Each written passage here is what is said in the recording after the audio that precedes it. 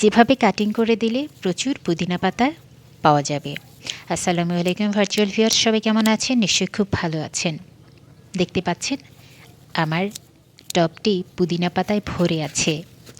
এটা বেশি দিন যদি আমি আরও রাখি তাহলে এই লতাগুলো লম্বা হয়ে যাবে। তখন পাতাগুলো তরতাজা থাকবে না, গোড়াগুলো শুকিয়ে যাবে। তো সেটার বিকল্প হিসেবে আমি যেটা করছি, পাতাগুলো সংগ্রহ করে এনেছি। দেখুন আমি কিভাবে কেটে নিচ্ছি। একদম গাছের গোড়া থেকে আমি কেটে নিচ্ছি। টবের যতটা মাটি ঘেঁষে কাটা যায় ঠিক ততটা কেটে নিচ্ছি। তার আগে বলে দিই, এই পাতাগুলো আমি সুন্দর মতো ধুয়ে নেব, ধুয়ে পানি ঝরিয়ে নেব।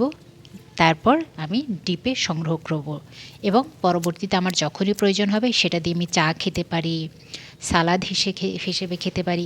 পুদিনা পাতার তো নানা রকম ব্যবহার আছে, সেটা আজকে নাই বললাম। আজকে শুধু বলতে চাই কিভাবে বারবার পুদিনা গাছ না লাগিয়ে একই গাছ থেকে এরকম ঝোপালো পাতা পাবেন।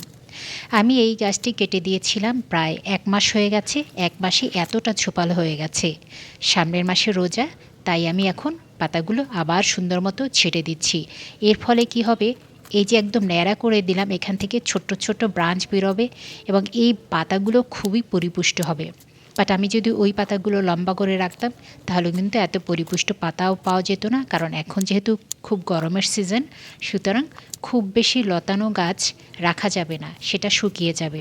এই জন্যই আমি সুন্দর মতো এটাকে ছেটে দিলাম, যার কারণে আমি যাতে রোজার সময় পুরো সময়টা এখান থেকে কচি কচি সুন্দর পাতা নিয়ে ব্যবহার করতে পারি।